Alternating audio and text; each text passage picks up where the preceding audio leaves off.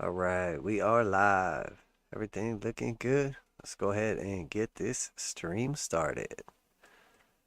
Welcome back to the channel, Crypto Trend Trader, with our Sunday evening market look ahead. It is 8 p.m. Eastern Standard Time on October 9th, 2022. And of course, as always, before we get started, I'd like to remind you this is not financial advice. I'm not your financial advisor. These markets are extremely volatile. Please do your own research. And of course, trade responsibly. So let's go ahead and jump right in. We saw a little bit of action on crypto over the weekend, a little up and down, but basically ended where we started. So nothing really to talk about there. But plenty to talk about on the markets here, especially coming into this week. So let's start with TNX. Obviously, the recent rally and the big, you know, I guess like narrative lately has been the weakness in TNX or yields and also in DXY. And then we saw, obviously, they closed out the day and week pretty darn strong, if you ask me. So closing out the day here, we see we're basically back up at the highs once again, very, very close to those highs. We are at a key fib level. So if we were going to run into resistance or have trouble getting any higher, this would definitely be the level. Obviously, breaking through here could catapult us to the upside as well. We see now we have the hard sell signal. We left the bullish control zone. The Stochs have pulled back all the way to the neutral level.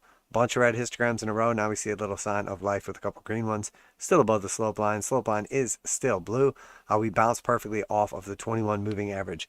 And the same way I was talking about on the longer time frames, obviously, people want to start calling tops and calling things bearish. Well, let's at least see some kind of sign on the daily time frame. And in my opinion, calling a top because we retested a 21 moving average is, well, let's be real. Anybody that does that is a loser. They're going to lose in the markets. They have no credibility because the truth is, people look for the opportunity to buy a 200 moving average in a bull market or sell one in a bear market. So the thought that you're going to call a bear market, or a top in an asset when we're back testing the 21 just seems ridiculous, obviously, to anyone with any form of technical analysis experience / education. You want to lose key levels before you start calling for tops. You want to lose momentum. You want to see some signs of topping. And we just don't see that. And along the way up, we talk about how the bull tries to shake you off the whole way. It's the same thing for risk on assets. The only difference is now we're on the other side of the trade. We're talking about DXY strength or dollar strength or, cash positions or yields, etc. But the difference is just the asset we're looking at. The chart is no different. It's going to try to shake you off the whole way up in a bull market. So, when I look at this chart right here, I see full on bull market. I see us destroying key resistance levels. I see us, just slowly just ripping through to the upside. And obviously the next key area we're looking for, I mean, this is us right here. We're at the previous support level right here. So the next thing, is to step up to the resistance, and that's 5%. And I'm already starting to hear those whispers now. I said it a while back. Nobody's talking about 5%, but soon you'll start hearing whispers, and then it'll be the talk, and then next thing you know, it'll be the consensus. And now here we are. We started off on one side all by ourselves, and now slowly but surely everybody's coming over to our side. And soon everybody will be on our side, and that'll be the moment that we'll be like, I'll be right back, okay? Just hold our spot right here, and then we'll get out of the trade because by then it's too crowded. And, they'll get stuck holding the bags like always. So TNX on the monthly, technical breakout above the 200 exponential in a bull trend, above the 200 simple, big, juicy bull candles. Does this look toppy to you? Does this look like the top of a bull market to you? Does this look like a bear market starting? Does this look like the end of a trend? I don't see it. I don't see it. I'll be the first to admit it when we do. I'll be the first to admit that I'm wrong, if and when I am, which will happen, obviously, but not today. Not on this asset. Nope. If anything, this looks like a bullish reset. We came all the way back down here.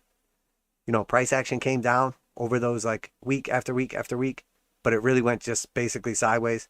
The indicator oscillator came all the way down from the bullish control zone, all the way down to the neutral area, and now here we are getting a hard buy, and now we're just now getting ready to enter the bullish control zone again.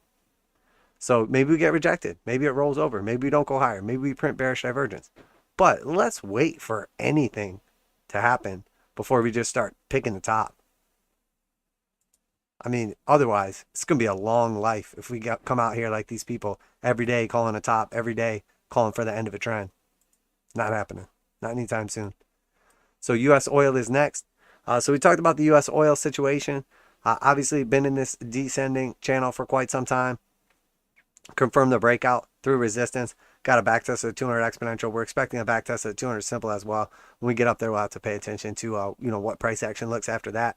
We would expect after months of selling off, a reflex rally. We did cross the 8 and 21 bullish, which is definitely a good sign. We did close the weekly off of the 200 exponential and simple. We were expecting eventually, doesn't have to be just in a straight line down here, but we are expecting eventually a back test, a retest, or confirmation from the bulls that oil is in fact in a bull market and will stay in a bull market for some time. So obviously we broke above the 200 exponential and simple on the weekly. We came back down, back tested a couple times, never quite got there.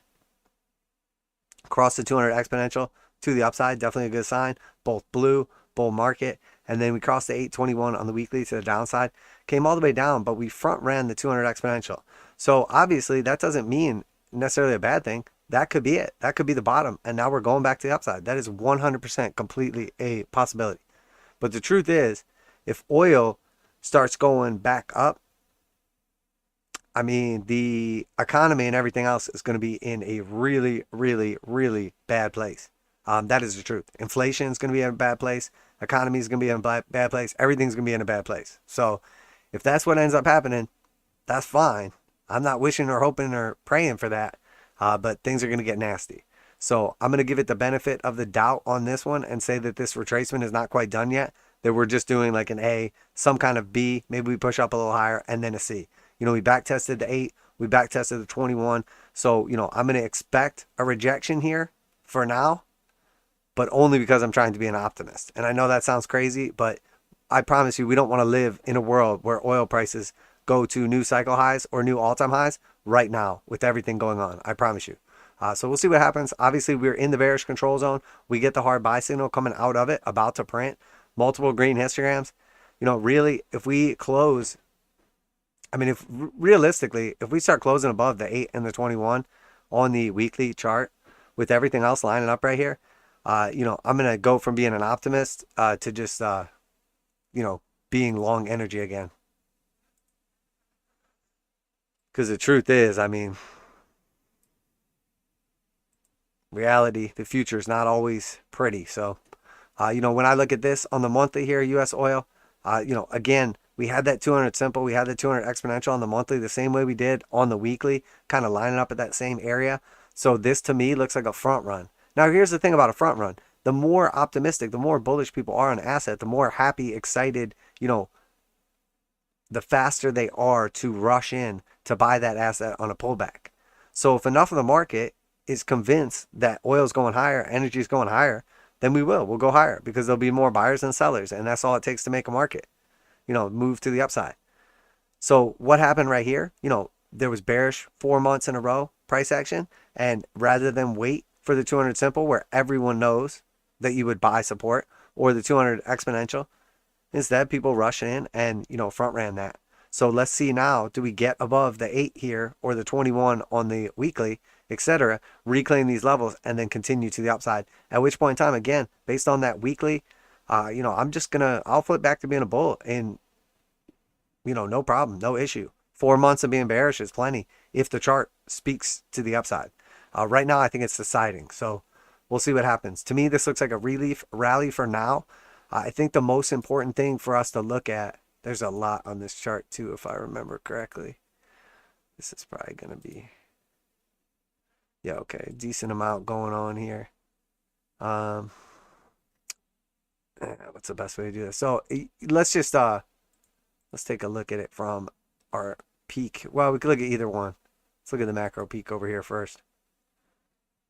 I'd be looking for basically, here's 382 is our minimum retrace, and that's a 200 exponential on the daily. And then the 0.5 and the 200 simple on the daily is up here at 98, $100. So $100 is very strong resistance based on the 200 simple daily, the 0.5, just a sweet round number, 100. And then, of course, also the heart line of our descending channel as well. So when we get up to that level, that's going to be the level. Obviously, we have the top of the channel, but this is going to be the real level to watch over the next couple of days, because this is going to decide essentially the fate of oil in the short to medium term. Long term, I'm still extremely, very, very, very bullish on oil. And the beauty of being bullish on oil right now is we're bullish at the perfect time. We're bullish at the perfect time. Everybody that was bullish for the last, 20 years got screwed. Everybody that was bearish for the last 2 years got screwed. Everybody that just got bullish in the last, 4, 5, 6 months got screwed. So we got all the upside, none of the downside. So you know what? If we want to take a chance on oil, energy, whatever, we can do it. We'll just see what the chart tells us, see how it develops. But a lot of potential here. And I feel a lot, it's really energy in general. I mean, not so much nat gas as it's still like real strong, but we're seeing a lot of the same signs from oil, and then also like our uranium stocks, producers, just uranium base in general, or nuclear power base in general. We're essentially at a point in the market where we've been in a very strong bull market, and now the market is deciding right now, hey, we showed a bunch of weakness. We're very close to actually flipping into a bear market. So let's decide. Do we want to go higher, buyers, bulls? Do we want to go lower, sellers, bears? And then we just have to let everybody vote, vote with their dollars, and then we'll see how it flushes out. And then the direction of the trend after that is going to be a beautiful one. Now, if we get a retracement, it's not going to be as profitable right away, but long term, it's going to be exponentially more profitable because we'll get to reload at a lower price.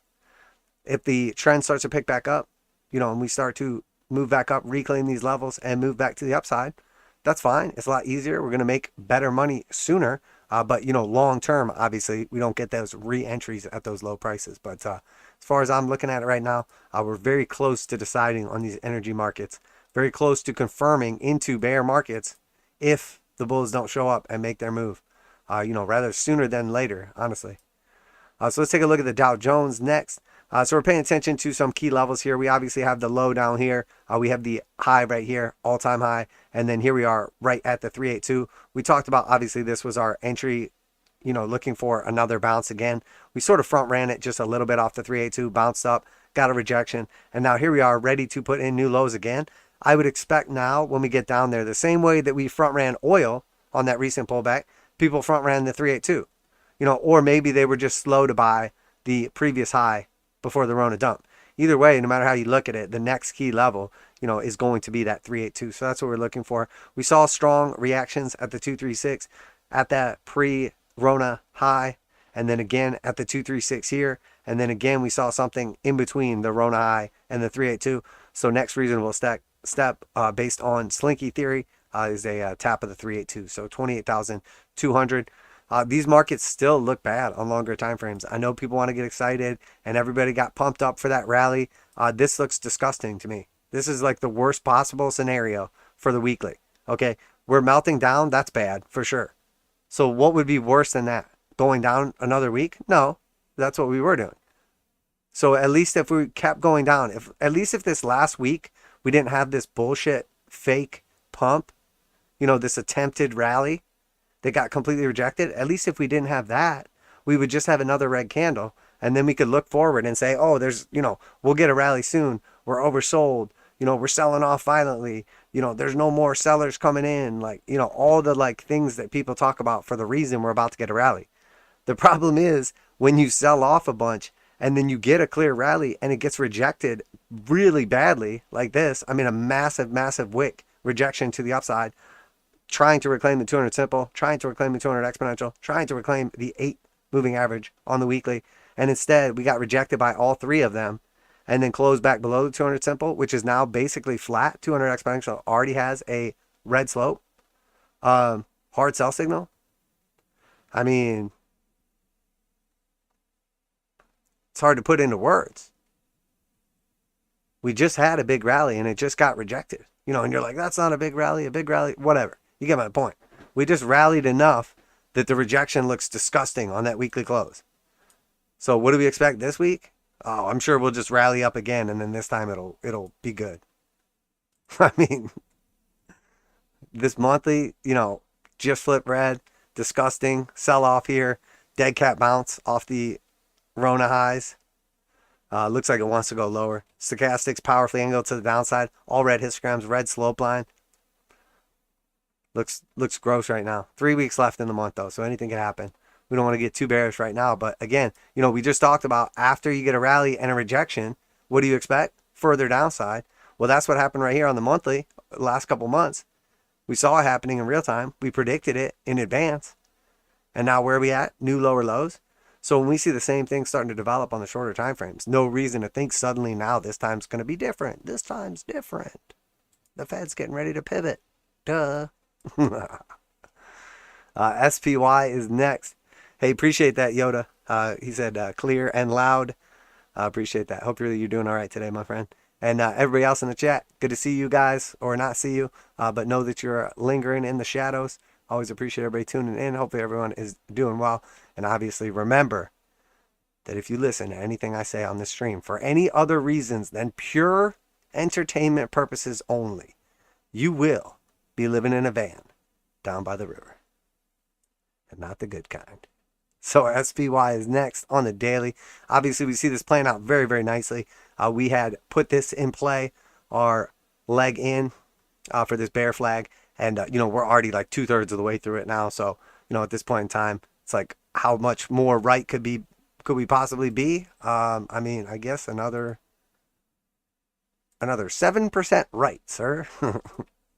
So, yeah, doing good here. We got the perfect test on the SPY of the 382. So we front ran it slightly on the Dow Jones, but not on the SPY. So perfect little touch. Expect a little bounce here. New lows, obviously.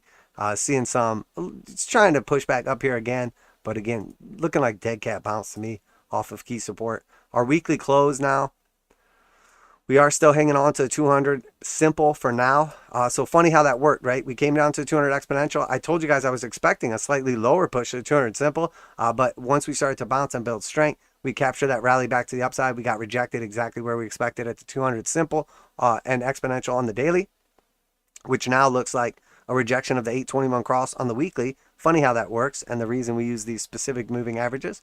And then we see after that, what happened immediately? Well, we retested the lows or swept the lows as predicted, as expected, as discussed. And then what happened? Look at that. The bots, the algos, they got their nut like they always do. They were looking for the 200 simple and it got front run off the 200 exponential. Surprising. I was surprised. Typically, our traditional markets respect the 200 simple much more than the 200 exponential. That's for like the crypto folks and the super volatile assets, etc. Now, that's what I like to use both, obviously. But then afterwards, what happens?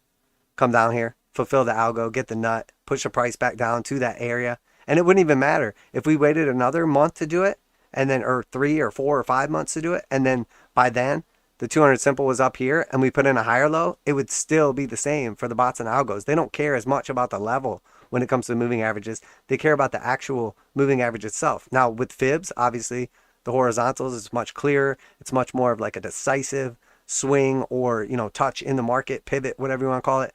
But the fact of the matter is, eventually what's supposed to happen, what the market wants to happen, what the whales make happen, happens. The difference is sometimes you get that massive rally in between and then, obviously selling, which is why it's very important, obviously, to trade with the trend, have clear definable areas where you're right, aka take profits, where you're wrong, aka stop losses. And then obviously, to be able to be liquid and fluid in these markets. If everything looks bullish and then a couple days later it's different, it's okay to be wrong. It's okay to change your mind in real time. You don't have to take an L to just be, to have conviction. So SPY on the weekly, hard sell signal, bunch of red histograms, holding on for now between the 200 simple and 200 exponential, but looking flat right now. And honestly, any downside is going to basically confirm the bear market on the weekly.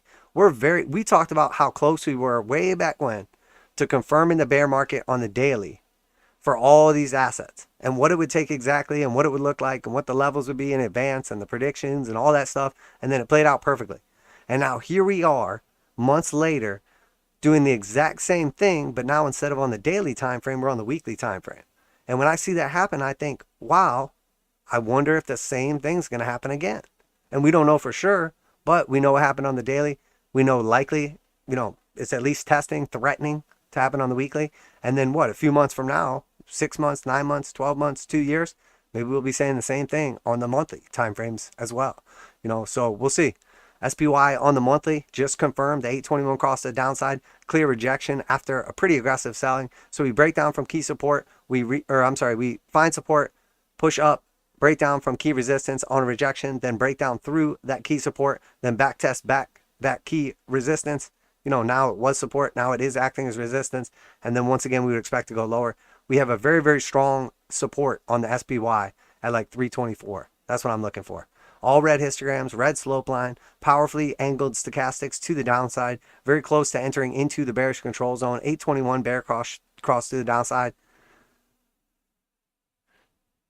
But I mean, I'm sure that the bottom's in. Qs, the triple Qs, the NASDAQ. Threatening the lows right here. Technically put in a new low. We got a low right here, and then we're retesting it again. We'll count this as one low and one low right here. So we basically have what could be a double bottom, or we're just about to break through support and put in new lows. And we have the 0.5 just slightly lower right here at 260. And that seems very likely. That's our macro 0.5 from the Rona dump all the way up. And we were a couple dollars off of it once. Again, we just slightly front ran it, come down a little lower, test that level, and then we'll see where it goes from there. But does not look good to me. Obviously, the weekly and monthly on the NASDAQ and also the Russell look even worse. The daily holding up better, actually, though.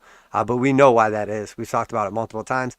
That's people's, misplaced optimism that essentially the small caps and tech, aka growth, will lead us out of this slow period, this recession, this depression, this clusterfuck of a market, geopolitical scenario.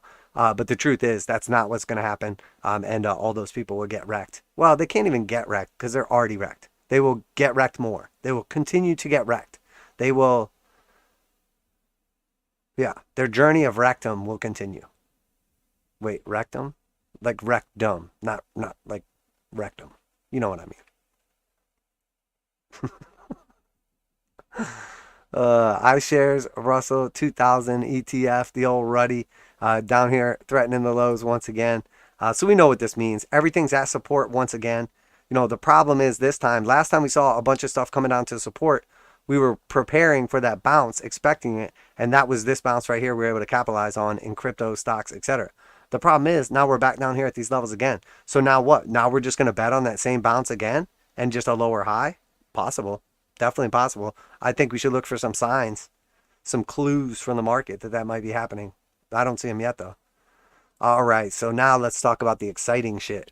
XLE energy. So right now we are still technically putting in a lower high right here. Now, the cool thing about energy as opposed to the rest of these markets is, even though it's showing some weakness as of late, we have a high, we have a low, we have a lower high, we have a higher low. So instead of forming, basically a descending channel or a downtrend, we're actually just like getting our wedgie on, okay? And not like the bad kind of wedgie either, like a wedgie. So, we're basically coiling up like a spring before we can be propelled in one direction or the other. Now, the question is this wedgie currently distribution or is it accumulation?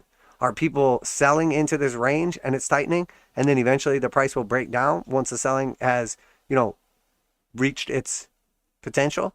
Or are people accumulating right now before we go much higher? Truth is, we don't know. We do know that the 200 simple has crossed above the 200 exponential. And we know there's still a statistical high probability of putting in a new high after that happens, but there's a very, very high statistical probability that after that happens, over 75% chance that afterwards we will lose the trend and then roll over and go into a bear market. So is it still possible we put in a new all-time high or a new cycle high? Yes, it definitely is. But is likely the trend running out of steam and going to roll over, get rejected, and go lower? Statistically, yes. We'll have to see, obviously. I'm still very, very bullish on energy, but right now the markets are deciding. And as of now, the market has decided to have this pushback to the upside and test the top of the range, which is good. Technically, it has broken out of that channel. Now, the only problem is we only have one support point on the downside, on the bottom of the channel. So it's tough to respect that super clean. You could argue that we should be going by the wicks maybe right here, and that actually we're just hitting the top of the channel if we draw it based on wicks. So We don't have a perfect way to draw it right now. We've got to stay fluid on this and see what happens over time, obviously. But one way or another, the potential's there. There's definitely some potential there. We just don't know if it's bullish or bearish right now. So XLU, so we did break down from that long-term support channel, and now here we are almost to our target right here, 62.46. I mean, we're literally just, a buck away basically, and all that is our low from the Rona dump right here all the way to the high, and that is our 382 Fibonacci. And I'm not sure why it's like all the way like 10 years from now, but there, that's a little better. Got a little wild. I probably drew it on a longer time frame and just stretched it out a little too long. But yeah, that's our 382 right down there, just off of that 382 level. Lots and lots of support along the way. I would expect at least some kind of bounce off the 382. There's a high likelihood we get picked up somewhere around here and we backtest the channel, and then maybe we get rejected and go lower to the 0.5. Maybe we reclaim it, and that was it. Either way, again, there's going to be some sort of opportunity here. The curious thing about XLU right now is this was obviously a key safety play and performed very well in comparison to the rest of the sectors on the U.S. stock market, at least for preservation. But the interesting thing is that utility stocks typically do well during recessionary times. They're more of like that safety play. So the weakness that we're seeing right here would reflect that the market doesn't think we're going to go into a recession. They don't think we're going into slowing times. They don't need that same safety that they thought they did or that people think they do. So, is the market going to be wrong on this? Or is the market sniffing something out that we don't see yet? I don't know. I honestly don't know. I would assume the market's going to be right. But, what is going to be the result, or what is going to be the catalyst of this weakness in utilities? Is the economy actually like much better than people think it is, and we're not going to go into recession and everything's just going to work out? Maybe. But the truth is, if energy goes up, I think, we pretty much guarantee like a worldwide recession, and a bad one too. So tough to believe that energy can continue higher and we cannot end up in a recession. So one of these two's got to be lying to us. We either do need safety from utilities. Just right now, people are confused. The market's confused. They're taking care of a short-term, kind of move. Or energy's lying to us, and it's going to get rejected, put in a lower high, or even a higher high, and then roll over into a bear market. At which point in time, when that rolls over, then maybe we see the safety come back to utilities. So we'll see. The market's basically telling us right now, hey, a lot of people are betting on a lot of different scenarios, and some of them are going to be right, some of them are going to be wrong. We're just trying to make sure that we're on the right side. XLP, consumer staples, another one of our safety sectors. We'll look at real estate after this. Obviously, we know those are, sort of our canaries in the coal mine, and some of the safety sectors that people run to when we go into like this economic turmoil. And we see now XLP has it's confirmed into a bear market. I mean, there's no doubt about it now. This was our initial confirmation, rejection, lower lows, and then we come all the way back up for the back test. Lower highs, confirmed downtrend, and then here we are at lower lows again. We confirm officially into the bear market here. Now, if you want to look at how do you assume, or how do you correct, or how do you Fibonacci a bear market, well, you just take from the lows of the previous low to the high of the previous high. That's our entire bull market right here. So, we assume that the bear market is going to be the correction of this bull market. If at some point in time it gets so deep that we compromise this low right here, we can zoom back and look at the next low in our series of lows. But for right now, we know we saw some strong support areas at the 236. We're now down here at the 382. We just touched perfectly. We have a slightly lower target for the pre-Rona highs right here. That's our yellow line. And then obviously the bottom of the channel, we hit our box. We hit our target. We did it. We nailed it. We were at the top right here, and we say, okay, I'll see you at the bottom, motherfuckers. And now here we are at the bottom. And it's like, yeah, told you, bitch. We're waiting. Everybody else is up here buying the top, talking about how the bull run's back on and we're going to new all-time highs and the melt up is here and the Fed's pivoting. And meanwhile, they're standing there waiting for a bus that's never going to come, holding those bags. And then they can either hodl it to zero, or, whatever, depending on the asset, or eventually they can get with the picture, take the losses and then start over. It's a lot easier to just get ahead of the puck, skate where the puck is going to be. And we're just sitting there waiting. A lot easier, I promise you. So again, what is this telling us? Consumer staples, this is supposed to be our safety sector going into recession or slowdown. So the market doesn't need safety. The market is telling us right now, we don't need safety. It's risk on. But we know that's not right. We know that the DXY and the TNX were likely the only reason we even saw any strength in the markets, as well as just dead cat bounces off of key support levels. So at some point in time, very, very soon, we're either going to see, XLU, XLP, XL, potentially RE, XSD, etc. rally, or we're going to see energy selling back off. We're going to see more weakness in our risk on assets. We're going to see more strength in DXY. We're going to see higher yields, etc., etc. And you know which one I'm betting on. So XLRE, real estate, again, safety sector, clear downtrend. No doubt in anyone's mind, obviously, that I was in fact right about the head and shoulders or topping pattern or whatever you want to call it. Back test of the 200 exponential and simple. And now new lower lows. We're still a little ways off of the 618, but we have just violated the 0.5. Disgusting dump down here. So next target to downside 3290 on XLRE. And then finally we have, I alternate between these semiconductor ETFs. I actually prefer the other one that I always show off. But this is an interesting one that I had plotted out a while ago when we were discussing about how essentially this was like the absolute perfect textbook potential chart. That was like back here when we were retesting the support. And I was talking about how I expected a right shoulder somewhere in between the 200 exponential and 200 simple.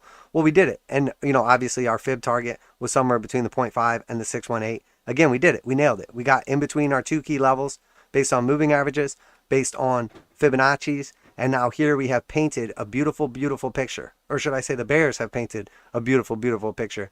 A very, very clear head and shoulders topping pattern.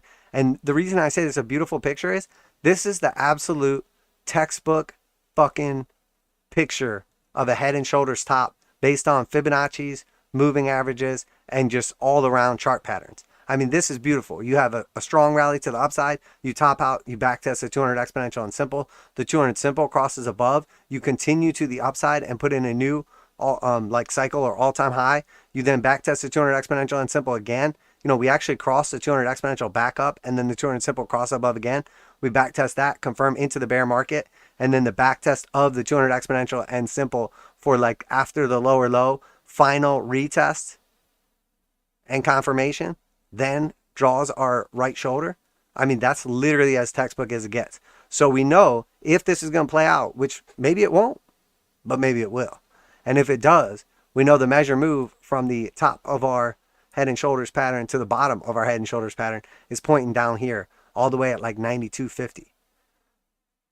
Obviously, it's going to be some slinky theory on the way down, steps along the way. We have a clear target here around 112 to 117.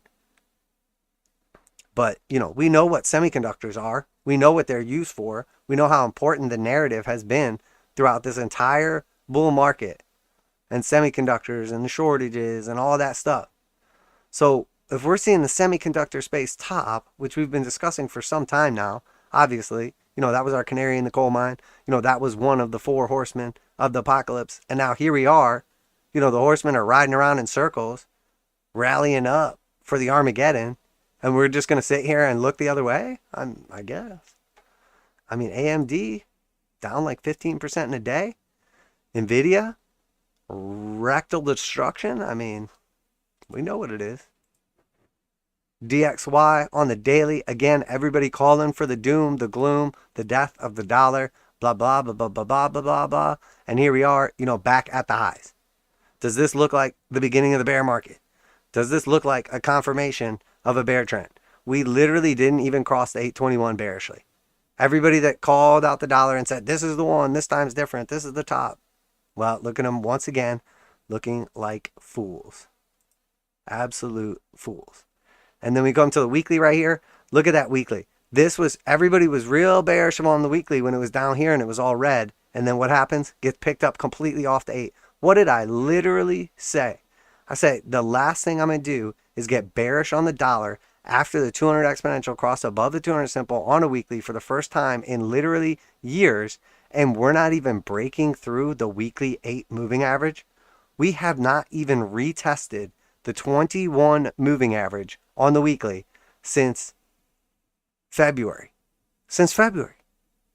So if we're still just getting picked up every time we touch the 8, now we're going to come down and touch the 8 and be like, this is the big one. It's over. It's over. We're done. Or we're going to trade with the trend and we're going to buy support. And what's the best support you could possibly have? Every day it gets a little more accurate. I mean, a moving average, possibly. Possibly the 8 moving average on the weekly. Seems like it's working to me. But, I mean, what do I know, though? What do I know? I've only been right for, years. Just think about my track record being bullish on the dollar versus other people's track record being bearish on the dollar. And I know I'm not the only one bullish on the dollar or DXY, whatever. But just be real. Every day, they got to wake up and be wrong and make an active decision to just keep being wrong. I mean, how stupid do you have to be to just be wrong every fucking day and then wake up and be like, you know what? Today's the day. I'm convinced things are going to change for me. Fucking brain dead. DXY on the monthly. This thing's going fucking parabolic right now. It's going parabolic. We're literally at cycle highs as we speak. All green histograms. Blue slope line. Bullish control zone. Stoch's powerfully angled to the upside. This thing couldn't get more bullish. The only thing it could do to be more bullish right now is get above 120. And then after that, the only thing it could do to be more bullish is get above 163. And then at that point in time, the world's probably, as close to ending as it has in any of our lifetimes. So let's just hope that that doesn't happen. But you know what? I'm not going to bet against it till we get some signs from the market. So let's talk about Tesla getting absolutely, speaking of rectal destruction, Tesla, doing quite well. So we're almost down here to the 236. When we get down to that level, obviously we know the blue 236 will be the next target. Congratulations to anyone in the Tesla trade. 38% target, already almost 20% in your favor. Yeah, keep it up. Keep up the good work. Tesla, we talked about the mighty and the potential for them to fall. I want to talk about something we've never talked about on this channel before, okay? Something I came up with, I made up. No one has ever, in all of existence, spoken these words before. And you guys get to be here for it live. For the first time ever. Obviously, we know Jim Cramer, invented the whole, Apple, Amazon, Google, MAGA thing or whatever. So, now that Meta has officially changed its name, it's no longer Facebook. I'm sorry, FANG is what I meant to say, not Mega. He came up with the whole FANG thing. Facebook, Apple, Amazon, Netflix, and Google. I changed it. Okay, I got a new one now because Meta renamed. Facebook no longer exists. They're no longer with us. RIP. Facebook is dead. Obviously, Meta's dead too, but so I renamed them. So from now on, it's Microsoft, Apple, Google, Meta, and Amazon. All right, and from now on, it's magma, like hot fucking lava, because they determine the direction of the stock market. If you get too close, you get burned, but a lot of potential, okay? Because they do spit hot fire, straight up flame. All right, so from now on, we're looking at the magma stocks. So let's take a look at Microsoft. So Microsoft, I mean, it erupted like a volcano back here, and now we see the magma is just flowing down the side of the volcano, just burning shit up, burning up people's value, burning up their investments, consistently putting in new lows. This is hot magma, okay? And you know what we do with hot magma? We stay the fuck away from it, okay? So Microsoft, great investment for literally decades until now. Confirming it's a bear market, clear rejection, new lows, busting through the 382. Looks like we're on track to get to our 0.5 target, our measure move of the head and shoulders. The magma is going to flow down to 215, at which point in time we'll start looking for a potential scalp, but we'll wait until we get there. Let's look at Apple next. Puts the A in magma. Apple again, just melting down, descending, broadening wedge, massive push up here. You guys know I have the active short on Apple, absolutely destroying it. If I was smart though, here's the thing too, people always talk about when they're right. I'm guilty of it, obviously. Sometimes people talk about when they're wrong, but not very often. They usually just kind of push shit to the side, don't talk about it, don't talk about how they can improve. But the truth is, anybody, no matter how good they are at anything, tells you that there's no room left for improvement. They're either lying to you or they're lying to themselves. That's a fact. So let's talk about how I messed up and how I can make some improvement in my trading game. And most of you guys are regulars, been around for a long time, and have essentially seen this play out in real time. So let's discuss it. We entered into the short position on Apple back here. Obviously went in our favor, came down to some key levels, hit some take profit areas around here. But what I didn't do was, and I should have, and I know exactly why I didn't do it. And again, you guys that have been around will know exactly what I'm talking about. Some of you may not follow, but it's exactly the same situation as what happened with Ethereum, but the opposite result. Okay, and what I'm talking about is the difference between Ethereum and the shitcoins versus Apple and Tesla. So I took that trade on Ethereum when we were getting ready to break out of the channel. We had been trading the range on that channel, and then we traded the breakout, and we had like a 60% move, 50, 60% move pretty quickly. And we were expecting to have like a 75% move. So we went ahead and took profits on the Ethereum trade and then moved into some of the other assets. And then most of those other cryptos didn't perform, and then Ethereum kept performing. So I had the right idea to move out of the early winner, take some of those profits, and then move them into some of the others that they might move also, and we could capitalize on that. Unfortunately, it just didn't play out that time. So this time with the Apple trade, it moved in our favor again, similar to what Ethereum did, only this time to the downside. Ethereum was to the upside. So we took some profits right here, but I didn't do what I normally do. Normally, I would do exactly what I did with Ethereum. I would take some of those profits and then I would move them into another short position that just hadn't broken down yet, preparing for essentially Microsoft leads to the downside or whatever. Maybe next I'm going to see, or Apple rather, maybe next I'm going to see Tesla. And then what did I do? I didn't enter into the Tesla short. Even I showed the position. I even said why I didn't want to do it. I didn't want to be short Tesla and Apple at the same time. It just felt reckless. And now here we are. Tesla breaks down. And I'm not in one of my own trade setups. And I know exactly why it happened. Psychology, obviously. Because when I did it with Ethereum, it didn't work out. So then I chose not to do it this time with Apple. And that's a mistake I made. And it's okay. You can make that mistake. Obviously it would have been nice, but it is what it is. Will I make that mistake again in the future? Possibly. Do I regret it? No, not necessarily. As long as I learn from it. And in the future, I'm okay doing the same thing again. I'm okay shorting Apple and not putting that money into Tesla, or, longing Ethereum and then either putting or not putting that money into shit coins. As long as I understand the psychology of it, you know what I mean? How I made a mistake or how I made an error or how I could have better improved my trading game. Or even if none of that is true, even if I'm not going to change anything about how I trade, just acknowledging and realizing the psychological effect that had on me. Even though it wasn't technically a failed trade, I didn't lose money, but I lost out on winnings based on my decision. So like mentally, it still has the effect of losing, if that makes sense. So anyway, just something I thought I'd point out. I joke around. I talk a lot about how we're always right and the magic 8 ball and all that stuff. A lot of people don't talk about their flaws or when they made a mistake or when they could have done something better. So just wanted to kind of bring that up to you guys. As I noticed, obviously the psychology of it had an effect on me and how I could have traded that better. So that's it. Just figured I'd mention that. Back to the magma. But Apple, obviously we do still have that 236 hanging on for right now and that clear yellow support. But we knew, the next step down is a big one. We're talking about like 115, 116, ways to go. Obviously, I think we'll probably consolidate around here for a little while though. But who knows when that trapdoor is going to hit. All right, so Google puts the G in magma.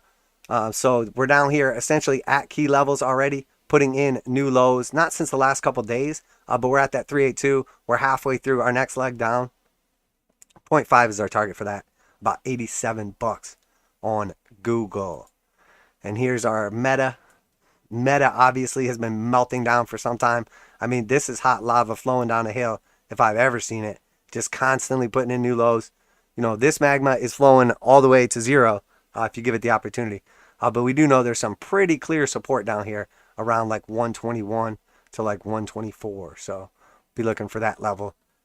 And, when we see a bunch of these things breaking down and getting to those clear support levels around the same time, especially on longer time frames, lining up with our Fibonacci's and our moving averages, and possibly like some exhaustion, bullish divergence, something like that. We could look for a potential scalp bounce or something like that, but I just don't think we're quite there yet since we just had a bounce and rejection. I know people want to get excited and buy the dip and everything and buy the bottom, but it's like, look, as long as people are still excited to buy the dip and buy the bottom, we're not at the bottom, I promise.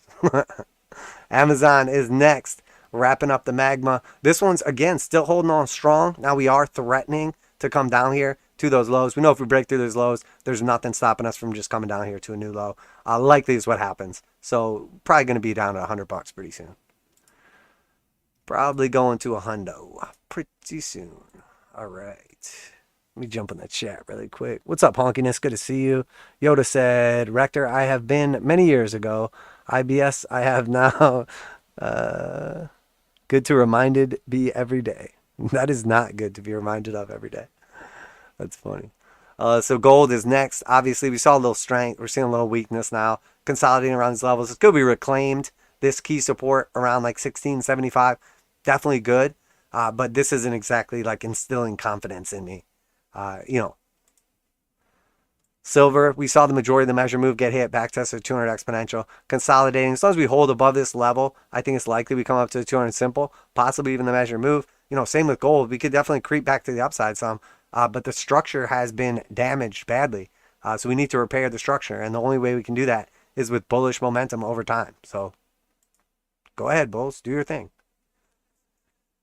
So GSG, commodity index with heavy weight on energy. So we see now the oil and obviously the nat gas is picking this back up because the commodities are still in rough shape. We're going to take a look at lumber at the end, as I do want to talk about that. But not looking good here. Obviously, we see a little bit of strength. 200 simple has crossed above the 200 exponential. 8 and 21 bull cross did take place. 200 exponential has crossed bullish again.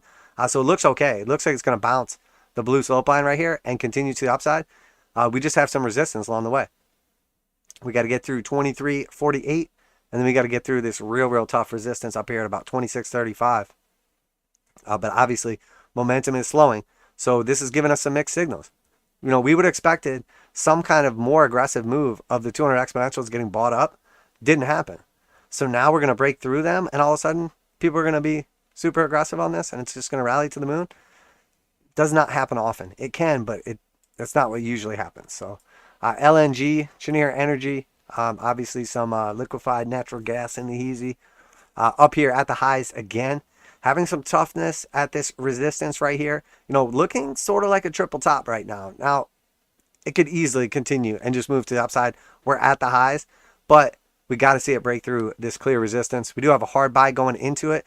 We know, though, we had a big peak right here, rolled over, back tested the blue slope line, rejection. Normally see some pretty nice follow through. We did. We went from all-time high, down here to a pretty substantial low, and then we actually rallied all the way back up to the top again. And now here we are at that same level, arguably getting ready to print some bearish divergence, with a lower high and same high on price action, and again underneath the slope line. Now, it doesn't have to get rejected here. It could easily just rip to the upside, invalidate any bearish divergence potential, and it's just game on. But right now, I don't know. I doubt that's what's going to happen.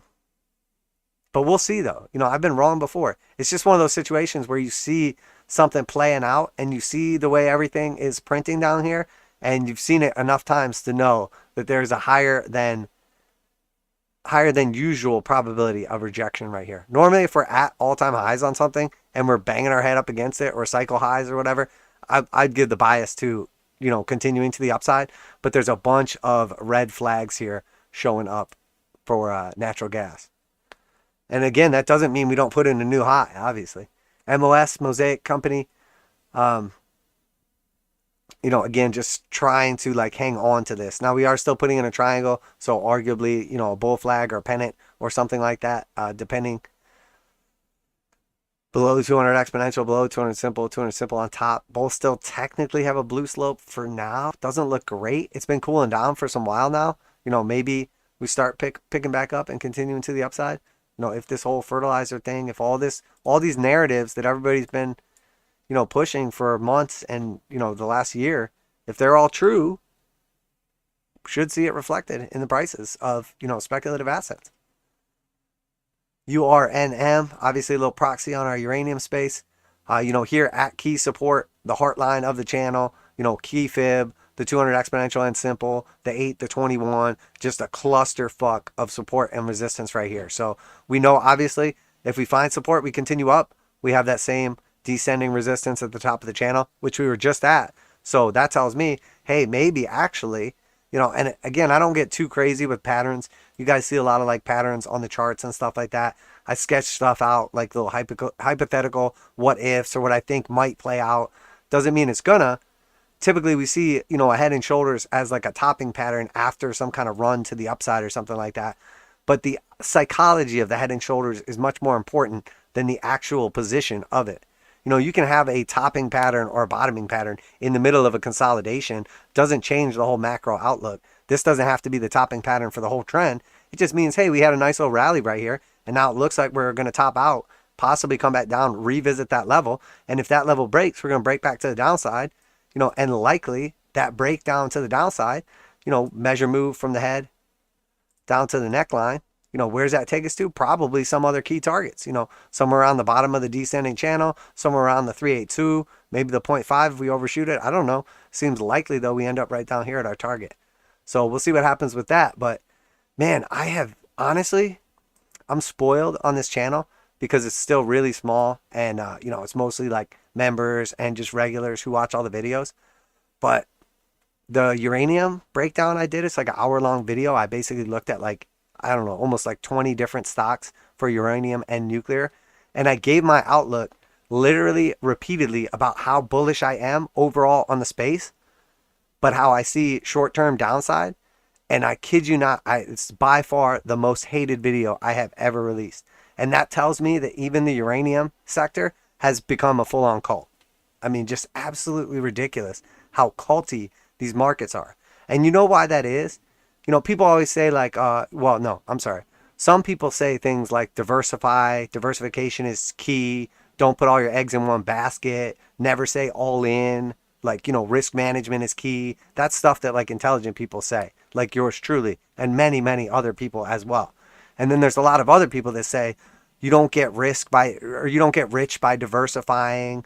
Everybody that's ever made a fortune made it by going all in on something or overweight on something or blah, blah, blah, blah, blah. You could believe who you want. You could bet however you want. Go all in if you're playing poker or whatever. But I promise you're not going to do well in the investing world over a long period of time or trading world, whatever you want to call it, if you're out here going all in and you don't believe in diversification, et cetera, et cetera.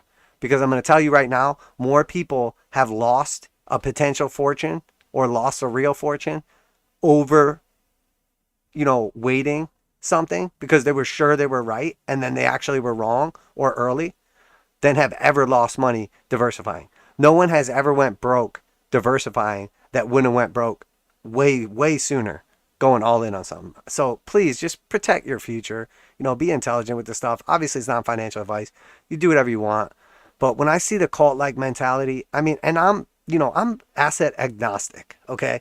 I don't give a shit about the dollar. I don't give a shit about treasuries and yields. I don't give a shit about other people's currencies. I don't give a shit about uranium. I don't give a shit about crypto. I don't give a shit about stocks. I don't give a shit about pot stocks, about transportation stocks, about ETFs. I don't give a shit about any of them. So maybe I should be a little more culty, okay?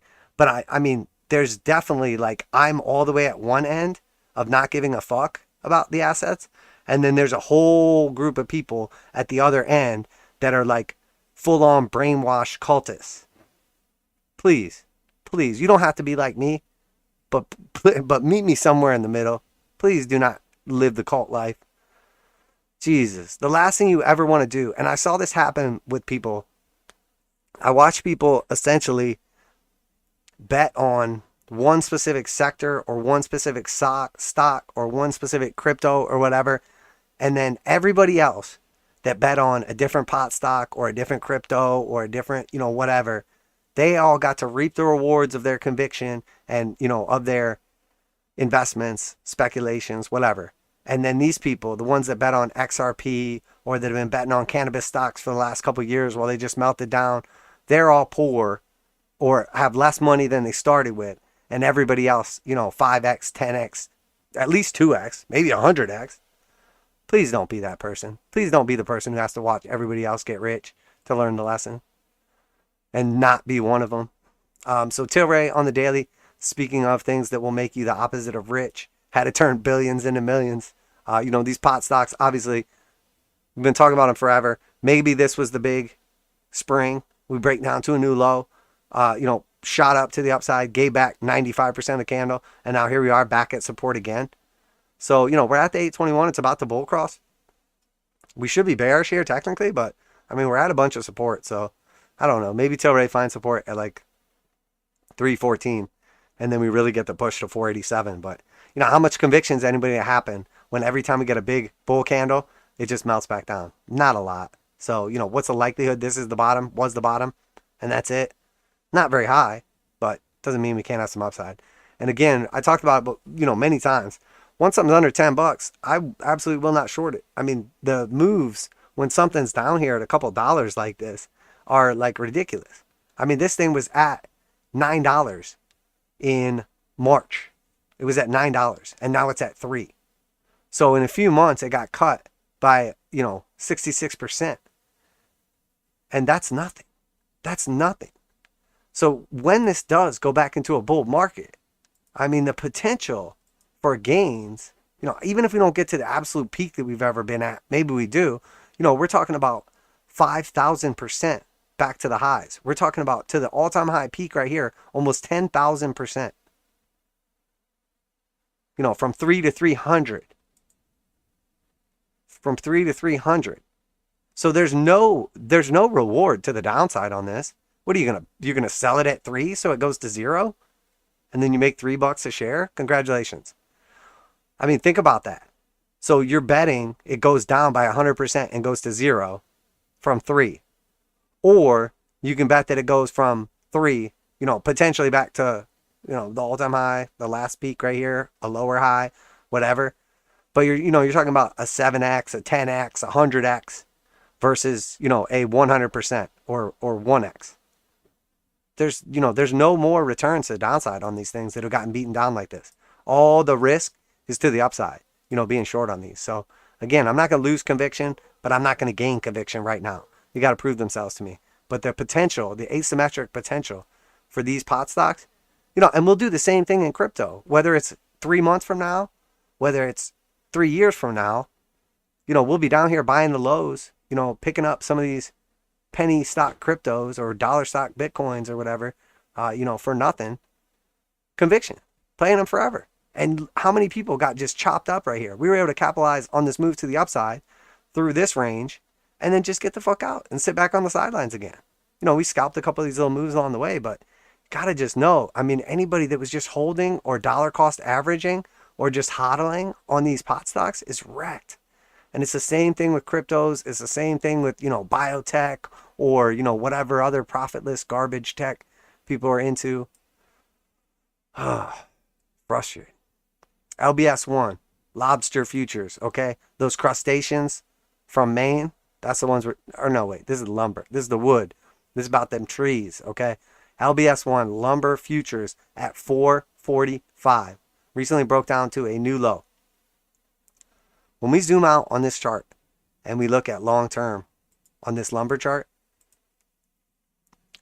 and maybe this is wrong. Again, we talk about it all the time. The market doesn't have to be wrong. It could just change its mind. Market's always right, technically. But it could be wrong for a while and then change its mind. And then it's still right. If you and I do that, we'll be broke. But if the market does it, that's okay. Market can do whatever it wants. It's always right. So we have a strong resistance through this range through here. Literally for years. Okay, we smashed into about 457 or whatever, right around 450, let's say, in 1993 for the first time ever after we went parabolic. Okay, so previous to that, in 79, okay, 263. And then in 93, 465. And then sideways forever until it finally breaks through that 450 range or whatever. in 2017. And then since then, we had a little downside, and then we obviously went parabolic. Well, now we're back retesting that level. And we have this basic range, this essentially like channel or just area of, consolidation that has taken place now, essentially, from 93 to, back where we're at right now, 2022. So we're talking about like a 30-year range where 95% of price action took place inside of this channel. And now we're back. We're back at that channel. I mean, this is it. We're there. This triangle is kind of in the way. I don't know if you guys could tell, but that's it. We're here now. We're back. We did it. We back tested it. So one of two things can happen. This holds, and this is our new floor. It was our long consolidation and ceiling, and then we break out of it. We back test it. We back test it. It becomes our floor, and then eventually we go higher. Or, this descending triangle potential type situation, this lower high, lower low type situation is getting ready to break back into the range. And then, 227's back in the cards. And I mean, I know it sounds crazy, 227, but that was like the Rona dump, that was our low every single time we back tested the floor. So like, honestly, truthfully, if lumber is going to play out how the narrative is, okay, if everybody is afraid of inflation lasting for extended periods of time into the future, everything's going to cost more money, wage price spiral, labor is going to cause everything else to go up, and then transportation and energy and all these input costs. Therefore, if you want to get a piece of wood, okay, if you want to get a piece of wood, it's going to cost more money in the future because labor is going to cost more, transportation is going to cost more, blah, blah, blah, blah, blah, blah, blah, blah, blah, blah. You get it. You guys get it. So if that's true, if the narrative is true, we should be finding support right now before we continue to the upside. Because wood's got to get more expensive than this. There's no way it's going to come back down here, to 1992 levels. No fucking way. Not if labor's more expensive. Not if transportation's more expensive. Are trees cheaper now? Is government regulation gone so we can just chop them down and make tons and tons of money? So somebody's wrong. Who's it going to be? I mean, the market's betting on inflation and lasting for a long, long time, which means wood should be going higher. Lumber should be going higher. Or commodities in general should be going higher. Or, the people that are betting that, this is actually going to go back to semi-normal, whatever. We might not go back to the same prices, but at least the inflation of those prices is going to slow down or stop or disinflate or, potentially deflate, etc. I mean, I don't know what's going to happen. I know the narrative says lumber should be way more expensive in the future than it is now if all this is going to come out. So if the recession or the depression or the, whatever you want to call it is actually what's going to happen, the chart would look a lot more like what it looks like right now. So I don't know who's right. I don't know who's wrong. Right now the market is confused, in my opinion. Half of it's betting on inflation. Half of it's betting on deflation. Half of it can't figure out what the difference between inflation, deflation, and disinflation is. The other half doesn't care. But the fact of the matter is, somebody is about to be really fucking wrong. Really, really wrong. Okay? And I'm not talking about just like average Joe somebody. I'm talking about the market makers, the booty takers, the whales. So we'll see. We'll see. They don't like to be wrong. And when they are, it's violent and it's volatile. So keep your eyes on the VIX, ladies and gentlemen, because shit could get wild. All right, so speaking of shit coins, Bitcoin rather. Speaking of Bitcoin, we'll take a look at that bad boy. So yeah, doing that thing we've been talking about for literally months, where it trades inside of the channel and just does that. And we talked about it quite a few times. When we're range bound, when we're trading in a range, buy support, sell resistance. So anywhere down here below 20K is support, and anywhere up here about 24K is resistance. Arguably, you take the quick one to 21.3. Blue slope line. We're at the zero line on the TDMACD daily. Stokes angle to the upside will it just go sideways. Normally, I would say, oh, look, stochastics look good. Blue slope line looks good. Must be getting ready to rip to the upside. That or, there's a bearish reset taking place right now. I don't know which one's going to play out, but it's starting to look like a bearish reset. It's getting ready to play out. So does not look good. You know, it still looks like we're basically looking to put in the rest of our 5. You know, we came up, put in our 4, top back out. Now we're back down here at support, chopping around for a while. Looks like we're getting ready for that 5, that leg down, that 16.5, that 14K, that 10K, the sub 10K. We'll see. We shall see. Strap door is loaded, ladies and gentlemen. I don't think the last time we saw a trap door loaded up like we are seeing right now on Bitcoin, the last time I seen the price action look like this, and what I think is about to come, was in 2018, 2019. You know, the capitulation before the actual bottom in 2019. This is what it looks and feels like to me. That just consolidation at support, lower highs, sideways, bored, lulled to sleep, can't get above the 8, can't get above the 21, definitely can't cross them back to the upside. And then next thing you know, capitulation. The difference is when this capitulation took place in 2018, it took us down to the 200 simple where we found support. You know, we bounced around. We were range bound in between the 200 exponential and simple. You guys know how I feel about that. As long as we're in between 200 exponential and simple, we're range bound. So we buy support, sell resistance. Well, here we fell down to it, found some support, and then we dropped down below it, and now it's acting as resistance, and now our consolidation is below them. So here we averted a bear market based on the weekly, aka, you know, the 200 exponential and simple both flipping red at the same time, and an elongated downtrend, because we've never had one of those ever in all of Bitcoin's history. That's not what's happening right now. 200 simple is flat. 200 exponential has a negative slope. We're below the 8. We're below 21 on the weekly. We're in the bearish control zone. We just got hard sell entering into the bearish control zone. Bunch of green histograms? What? So the bulls are in control, doing a bunch of momentum to the upside right here, while price action goes sideways? The stochastics were angled to the upside here. The knife was moving to the upside here, while price action goes sideways? And now all of a sudden it's crossing back down? The bears are retaking control?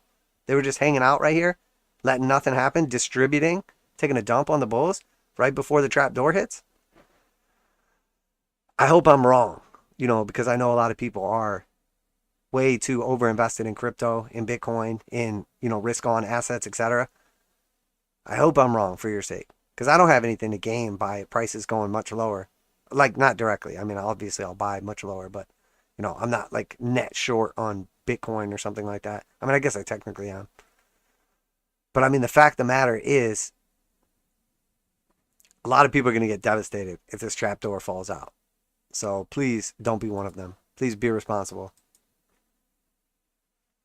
The monthly chart looks terrible. Again, just hanging out at the lows. We sort of did the same thing right here, which gives us some hope. But the last thing we want to do, we never, after we got the breakdown, after we got the 821 cross, after we got the breakdown, after we got the 821 cross, we never put in another lower low on either one of these previous bear markets. So the absolute last thing we want to see from Bitcoin now is a wick down below like that 17.8 level. You know, clearly in the bearish control zone, all red histograms, red slope line, 821 angle to the downside. Only saving grace would be if Bitcoin was alive longer and actually had 200 moving averages on the monthly, which it doesn't, but it would still be above them. So, you know, we can hypothetically create a situation in our minds based on knowledge and statistics that don't exist that say Bitcoin's not all the way bearish, but it's close. It's very close. ETH on the daily, still holding up much better. You know, ETH is our Amazon of cryptos. You know, it's able to hold on to that little higher, that slightly higher support level for now. Still not ruling out the possibility that, you know, this is still a 1, you know, a 3, and then potentially we're setting up for a 5. So as long as we don't come down here on the lows below that channel, that top, the top of the 1, arguably, you know, our breakout level, as long as we don't break down below that, like, what, 1,250 roughly, there's still potential for this to go up. Once we violate the top of the 1, you know, that invalidates the potential for this being another 5-wave up. So we'll see what happens. Again, we see the stochastics powerfully angled to the upside while price action goes sideways. We're below the 8, below 21, below both 200s, all negative slopes, all bear crossed. Bunch of green histograms above the slope line, threatening to 0. Why is momentum telling us, You know, if we didn't look at the price action and we just looked at the indicator, if you showed me this chart right here, I would say, okay, the asset's probably like slowly creeping to the upside, starting to build some support, you know, getting ready for the beginning of, you know, potential upside. And then we look at the price action, it's like, oh, wait. Oh, is this a bearish reset before we go lower? That's what it looks like to me. Crypto total market cap on the weekly. So we made it all the way down to 200 simple, back tested 200 exponential, back at the 200 simple, still slightly higher low right here, hanging on for now, but we are below the 200 simple. It's flat now. We're below the 8, we're below the 21. 200 exponential is negative slope, 200 simple is flat. Bunch of green histograms going sideways. What? Hard buy signal coming out of the bearish control zone. Stoch's move all the way back to neutral. And where are we at? The same place we just started? Hard sell signal, potentially getting ready to re-enter into the bearish control zone. Trapdoor confirmed. Bitcoin dominance on the weekly. So we're still at the lows right here, obviously telling us people are not fleeing to Bitcoin. They're not scared. They're not afraid. They're in alts or alternatives to Bitcoin. So does that mean they're in Ethereum? Does that mean they're in shitcoins? Does that mean they're in stable coins? Well, let's look. Bitcoin dominance excluding stable coins. Bitcoin is much, much stronger here. It is trying to bull cross the 821 to the upside. Left the bearish control zone, you know, very, very close to a bull cross hard buy signal on the weekly. We'll see what happens here. You know, it's at key support now. This is its opportunity. If Bitcoin wants to strengthen compared to altcoins, now's its chance. But obviously, people are still speculating on US dollars via cryptos, which I don't expect to change. And when the US dollar tops, that's when we're going to see some real fucking excitement. Because then people are going to have to decide, are they going into Bitcoin? Are they going into shitcoins? Are they just getting out of crypto altogether? And that's where we see the capitulation in the Bitcoin, or I'm sorry, crypto market cap. Potentially. Maybe it doesn't have to happen, but it will be an event for the ages. All right. So, I mean, we've ripped through tonight. I've been trying to keep these streams shorter, closer to like an hour and a half, and been doing pretty good at it lately. Have not seen any difference. I don't know if you guys enjoy it better. It hasn't made any difference for like, you know, the reach. Obviously, YouTube does not exactly put me out there. I think I have to go back to doing static videos if I want to like actually grow. What's up, Parag? Good to see you. Great stream, he says, sarcastically in the comments section. No, I'm just kidding. Todd Schultz, what's up, brother? Good to see you, man. It's been a while. One of the OGs in the house. I hope everybody is good tonight. I know you guys are all out there doing your thing, so we'll go ahead and let this one go, I guess, here. Did not have any requests come in, oddly enough, but, you know, it's not really that odd, honestly. I know when the markets aren't going up all the time, it's not as exciting, it's not as fun. People don't want to dedicate time. People don't want to log into their trading accounts and look at their portfolios, their quote-unquote investments, etc. But the truth is, you know, it's not just about still watching in the bear market. It's about still learning. It's about, you know, looking for opportunity. It's about going through the motions of a bear market. Because once you've been through 1, 2, 3, 5, 10, you know, whatever, a recession, a depression, or whatever, you know, you're going to have some kind of learned experience from that about the sentiment, how things turned around. I mean, a lot of us gained a lot of knowledge, you know, getting to experience the Rona crash and seeing exactly how the markets, you know, responded to essentially the pivot, not only monetary, but fiscal as well. So, you know, obviously that's what everybody's banking on now is basically that pivot from the Fed or, you know, well, Biden administration's been spending money left and right. I mean, just like the Trump administration and every administration before that. Don't get me wrong. They all fucking suck. You know, and it's everywhere. It's not just USA, but the fact of the matter is, even if we do see a pivot, I don't think it's going to be the pivot that people want because it's going to be for all the wrong reasons. If I told you, hey, you know, I've had a headache for like a week and I'm willing to do anything to get rid of it. And you're like, I have a magic cure for headaches. Works every time. And I'm like, really? I'm desperate, man. I'll do anything. And you're like, all right, close your eyes and hum your favorite song and count to 20. And then you pull out a gun and shoot me in the head. And you're like, see, his headache's gone. But now I'm dead. So that's not a good thing. That's not a good thing. That's what people are praying for. They're like, oh, I hope the Fed pivots. And you're like, you realize that means the economy has been shot in the head. And they're like, yeah, but who cares? Because I'm a speculator. Doesn't work like that. People have been talking about the earnings recession coming up here, the repricing. And we talked about multiples, and then we said eventually we're going to see the earnings contraction as well. We saw multiple contraction, getting ready to see earnings contraction. Now people are like, oh no, it's not going to happen. Earnings won't go down. They're still good. Well, the truth is, I think people were just a little ahead of the game. I think people were just a little too excited, a little too soon.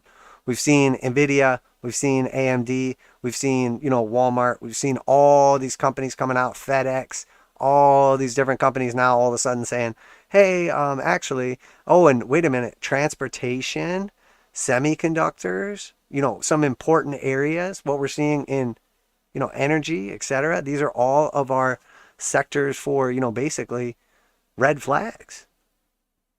So could we be wrong? Could it be different this time? Sure, but I'm not betting on that. I'll just bet on the same thing happening over and over again, and then people, expecting something different. Bitcoin to 9K, Calma Betty says. That's right. Welcome back. All right, I'm going to go ahead and wrap it up there. Appreciate everybody tuning in today.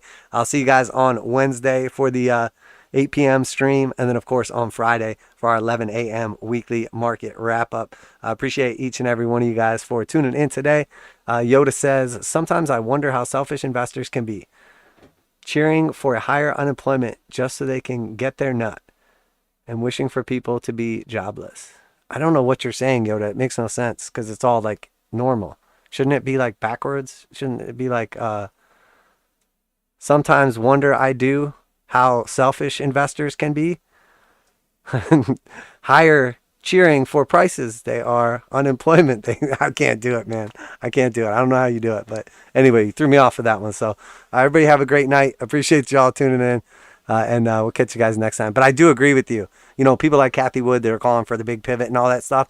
It's like, look, Kathy, you're calling for a pivot because you suck at investing. You're not calling for a pivot because you think that's what's going to happen or what should happen or what's better for, the economy. You're doing it, for yourself. And just be a better investor. That's all you have to do. You don't have to, change the whole world. Just change yourself. And with that, we're going to leave it alone. So Crypto Trend Trader with our Sunday evening market look ahead. It's going to be a good one, guys. Very exciting. Looking forward to it. Obviously, what happens with the DXY and the TNX is going to, probably dictate where the markets go this week. So make sure you stay safe out there. Protect yourself. Love your family. Enjoy a little bit of that life thing. I heard they're not making any more of it. So we'll go ahead and wrap it up there. Obviously, none of this is financial advice. I'm not your financial advisor. These markets are extremely volatile. Please do your own research and trade responsibly. It is 9:18 p.m. Eastern Standard Time on October 9th, 2022. And as always, I'll catch you guys on the next one. Later, y'all.